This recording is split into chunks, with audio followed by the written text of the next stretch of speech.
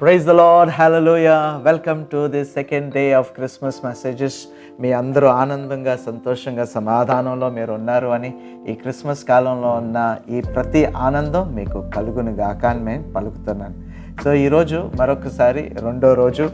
ఈరోజు ఇంకొక ప్రశ్న అడుగుదాం. నిన్న మనం అడిగాం వెన్ క్రైస్ట్ వాజ్ బోర్న్, కానీ ఆ ప్రశ్న మంచిదే, అడగొచ్చు. కానీ దానికంటే మేలైన ప్రశ్న ఏంటి అంటే వై క్రైస్ట్ వాజ్ బోర్న్ అని అడుగుదామని నేను అడిగాను. ఈరోజు ఇంకొక ప్రశ్న మంచిదే. ఆ ప్రశ్న ఏంటి అంటే ఏ కాలంలో క్రీస్తు పుట్టాడు అని. సో ఏ కాలంలో క్రీస్తు పుట్టాడు, ఏ నెలలో, నిన్నేమో ఏ సంవత్సరం చూసాం, ఇప్పుడు ఏ నెలలో పుట్టుంటాడు ఆయన. సో 3 ప్రపోజల్స్ ఉన్నాయి. ఒకటి, ఆయన డిసెంబర్ 25ని, డిసెంబర్ కాలంలో 25వ తారీఖుని పుట్టాడు అనేది ఒక ట్రెడిషనల్ అండర్స్టాండింగ్. రెండోది ఏంటి అంటే ఆయన మార్చ్ ఏప్రిల్లో పుట్టుంటాడేమో. మూడోది ఏంటంటే ఆయన సెప్టెంబర్ అక్టోబర్లో పుట్టాడు అని. ఈ 3 విషయాలు గబగబా చూద్దాం. రైట్. ఈ డిసెంబర్ 25ని అసలుకి ఎందుకు ఆ రోజు అంత ఫేమస్ అయిపోయింది, ఆ డిసెంబర్ 25 లోకం అంతా ఎందుకు సెలబ్రేట్ చేసుకుంటూ మొదలు పెట్టారంటే, ఆ రోజుల్లో అది ఎప్పుడైతే ఇంట్రడ్యూస్ చేశారో అప్పుడు లోకం అంతా రోమా సామ్రాజ్యమే లోకం. ఆ రోమా సామ్రాజ్యం వాళ్ళు ఇదివరకు సూర్యుడిని వాళ్ళు పూజిస్తూ ఉండేవాళ్ళు. సూర్యుడు రోజు 25వ తారీఖు డిసెంబర్, ఆ రోజు సూర్యుడు పుట్టినరోజు అన్న, లేకపోతే వాళ్ళు ఏమంటారంటే అన్కాంకర్డ్ సన్ డే. సో అది ఆ రోమా భాషలో సాల్ ఇన్విక్టస్ అంటే, సాల్ ఇన్విక్టస్. ఆ రోజు December 25. So they use to worship their god sun and it was pagan practices. ఆ ప్రాక్టీసెస్ చాలా రోమా సామ్రాజ్యం అంతా ఉంది. సో ఎప్పుడైతే రోమా సామ్రాజ్యంలో క్రైస్తత్వం వచ్చేసి రోమీలందరూ క్రైస్తవులు అయ్యారు, అప్పుడు రోమా చక్రవర్తి ద్వారా, తర్వాత ఆ చర్చ్ ద్వారా వారు ఏమనుకున్నారంటే అదే ఫేమస్ డే రోజున, క్రిస్మస్ 25న యేసు ప్రభు పుట్టినరోజుగా మార్చేస్తే అందరికి అది ఈజీగా అర్థమైపోతుంది అని అది అలాగ ట్రాన్స్ఫర్ చేసేటప్పటికి అది నిజంగానే వైరల్ అయ్యి నిజంగానే లోకం అంతా 25వ తారీఖు డిసెంబర్ని ఆ వింటర్ కాలంలో, చలికాలంలో వాళ్ళు ఆ క్రిస్మస్ 25th డిసెంబర్ అనే డేట్ అలాగా కన్ఫర్మ్ అయింది. So this is number 1. ఇది 205, 204, 205 ADలో ఇది హిప్పోలిటస్ ఆఫ్ రోమ్ అని ఒక ఆయన ఉన్నారు, రైటర్. ఆయన రైటింగ్స్లో మనకి కనిపిస్తుంది. ఏమని కనిపిస్తుంది అంటే ఫస్ట్ టైం రికార్డ్ అయి ఉంటుంది డిసెంబర్ 25 యేసు ప్రభు పుట్టినరోజు లోకం సెలబ్రేట్ చేసుకునే ఒక రికార్డ్ ఉంటుంది. సో హిప్పోలిటస్ ఆఫ్ రోమ్ 204, 205 ADలో మనకి ఆ రికార్డ్స్ కనిపిస్తాయి. So that's the first thing, traditional understanding. December 25ని ఎందుకు క్రీస్తు పుట్టినరోజు సెలబ్రేట్ చేసుకుంటుంది ఈ లోకం అనేది. రెండోది, మార్చ్ ఏప్రిల్ అనే ఒక థియరీ ఉంది. ఈ మార్చ్ ఏప్రిల్ థియరీ ఏంటి అంటే, చాలామంది ఆ మార్చ్ ఏప్రిల్ థియరీ అనేది చలికాలం కాదు కాబట్టి, లూకా సువార్త 2వ అధ్యాయం 8వ వచనంలో అక్కడ గొర్రెల్ని కాచుకునే గొర్రెల కాపర్లు పొలంలో రాత్రి వేళ ఉన్నారు అని. సో రాత్రి వేళ చలికాలంలో వాళ్ళు ఉండలేరు కాబట్టి, అది దగ్గరగా సమ్మర్ టైం కాబట్టి అందుకే వాళ్ళు పొలంలో ఉన్నారు, రాత్రి వేళ వాళ్ళు గొర్రెలను కాచుకుంటున్నారు అన్న ఒక విషయాన్ని మనం కన్సిడర్ చేస్తే, ఆ థియరీలో ఉన్న విషయం ఏంటి అంటే మోస్ట్ ప్రాబబ్లీ ఆ టైంలో యేసు ప్రభు పుట్టాడు కాబట్టి అది మార్చ్ ఏప్రిల్లో అయి ఉండొచ్చు అని చాలామంది అంటారు. మూడోది చాలా ఫ్యాసినేటింగ్ ఉంటుంది, చాలా ఇంట్రెస్టింగ్గా ఉంటుంది. మూడోది ఏంటి అంటే సెప్టెంబర్ అక్టోబర్లో, మోస్ట్లీ సెప్టెంబర్లో యేసు ప్రభు పుట్టుండొచ్చు అని. అది పరిశుద్ధుడైన జాన్ క్రిసోస్టమ్ అని చర్చ్ ఫాదర్, ఆయన దాన్ని మెన్షన్ చేస్తారు. అది మెన్షన్ చేసి ఆ ఫెస్టివల్ క్రిస్మస్ అనేది ఆ కాలంలో ఉండేది అని, ఆ యేసు ప్రభు ఆ కాలంలో పుట్టాడు అని చెప్తాడు. ఇది ఒక లేఖనం మీద ఆధారపడి ఉంటుంది. ఆ లేఖనం లూకా సువార్త 1వ అధ్యాయం 5వ వచనం నుంచి 17వ వచనం వరకు మనకి ఏం కనిపిస్తుంది అంటే, అక్కడ ఒక యాజకుడు ఉన్నాడు, ఆయన పేరు జకరియా భార్య అయిన ఎలిజబెత్, వీళ్ళిద్దరికీ బాప్తిసం ఇచ్చే యోహాను పుట్టాడు అని ఉంటుంది. ఇప్పుడు అక్కడ లూకా సువార్త 1వ అధ్యాయం 5వ వచనంలో ఒక చాలా ప్రత్యేకమైన ఒక విషయం ఉన్నది. అది నేను చదువుతాను ఇంగ్లీష్లో. In the time of Herod, king of Judea, there was a priest name Zechariah who belong to the priestly division of అబిజా.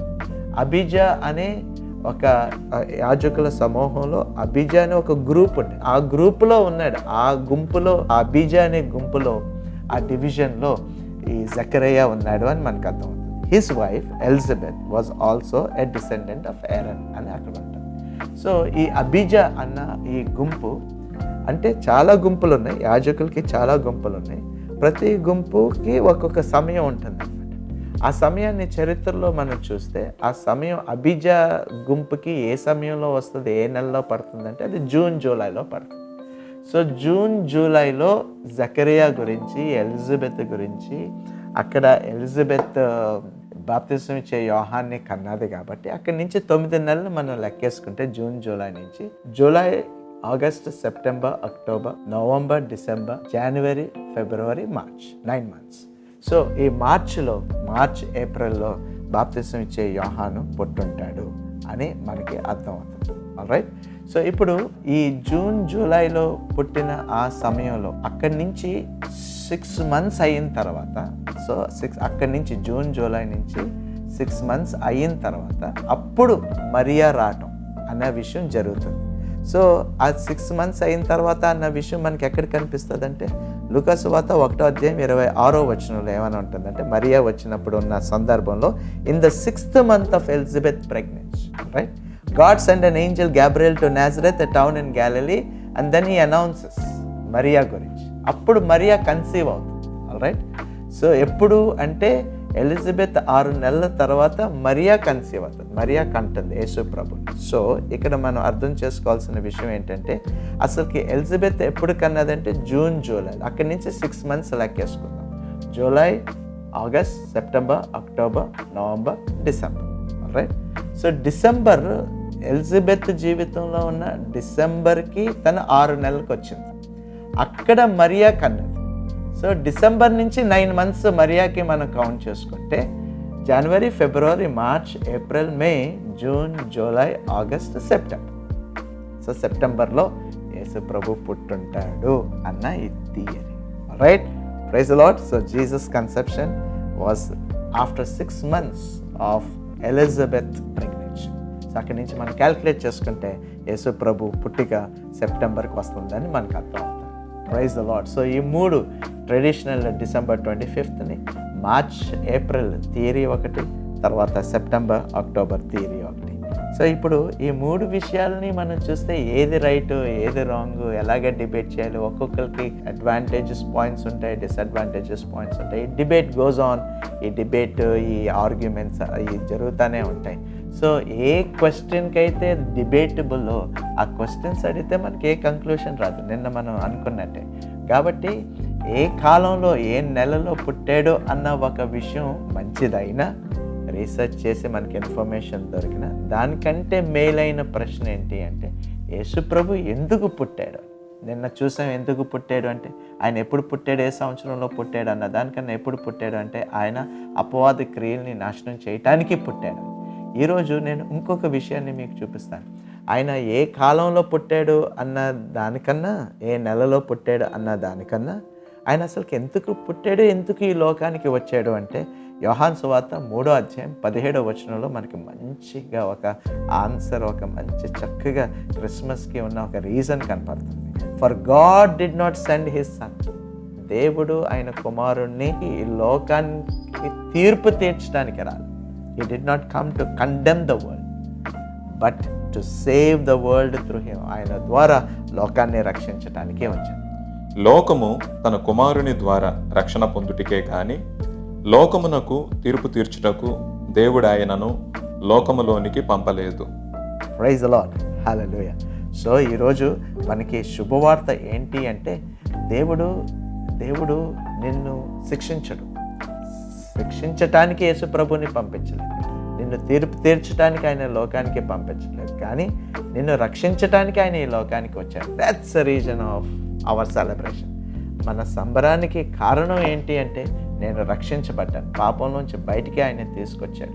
నన్ను ఎప్పుడు వేళ్ళు చూపించి నువ్వు ఇది చేసావు, అది చేసావు బ్లేమ్ చేయడం. He will never ever blame. Is not a God who blames. అది చాలామంది క్రైస్తవుల్లో ఉన్న ఒక చెడు లక్షణం. ఆ లక్షణాన్ని తీసేసుకోవాలంటే మనకి యేసు ప్రభువే మంచి ఉదాహరణ, శ్రేష్టమైన ఉదాహరణ. ఆయనలో ఆ లక్షణం లేదు కాబట్టి నాలో కూడా ఆ లక్షణం ఉండకూడదు. నేను ఎవరి వైపుకి చూపించి నువ్వు ఈ తప్పు చేసా అని బ్లేమ్ చేశాను అంటే అది అపవాదులో ఉన్న లక్షణమే కానీ దేవుడిలో ఉన్న లక్షణం కాదు. Please note it. So Christ came to free you. Christ came to save you. He did not come to condemn you. Praise the Lord. This becomes a reason to celebrate my Christmas. So I celebrate because I have become blameless, and according to His will I have become spotless and pure. All praises to God. This gives me confidence. ఇది నాకు ఒక ధైర్యాన్ని ఇస్తుంది. ఇది నన్ను నిలబెడుతుంది. So ఈ Christmas కాలంలో నేను ధైర్యంగా ఉంటాను.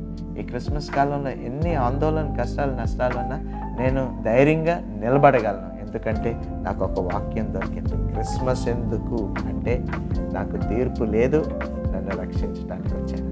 God bless you with this word and let you be strengthened. Let's close our eyes. కళ్ళు మూసుకుందాం, చిన్న ప్రార్థన చేద్దాం. పరిశుద్ధుడా, మహోన్నతుడా, మా పరలోకపు తండ్రి, నీ నామాన్ని మేము మహింపరుస్తున్నాం. ఈరోజు మరొక్కసారి ఏ కాలంలో ఏ నెలలో పుట్టావు అన్న దానికన్నా శ్రేష్టమైన ప్రశ్న, నువ్వు ఎందుకు ఈ లోకానికి వచ్చావు, నువ్వు ఎందుకు ఈ లోకంలో నువ్వు పుట్టావు అన్న ఒక ప్రశ్నని మేము అడుగుతున్నాం. దాని ద్వారా నువ్వు ఈ లోకానికి తీర్పు తీర్చడానికి కాదు, మమ్మల్ని రక్షించడానికి వచ్చావు అనే దాంట్లో మేము సంబరం చేసుకున్నాం. This Christmas is filled with Joy because you saved us. నీకే కృతజ్ఞతలు తెలియపరుస్తూ మేము నీకు సమర్పించుకుంటూ యేసయ్య నామములో ప్రార్థన చేస్తున్నాం తండ్రి. Amen. Praise the Lord. All glory belongs to our Lord and saviour Jesus Christ. Have a wonderful day. వీటిని మీరు నెమరేసుకోండి, ఆలోచిస్తూ ఉండండి. కావాలంటే రీసెర్చ్ చేయండి, కానీ శ్రేష్టమైన ఒక ప్రశ్న అడగండి. అప్పుడు మీ జీవితంలో క్రిస్మస్ కాలంలో ఆనందంతో మీరు ముందుకు వెళ్తారు. God bless you. Have a great day.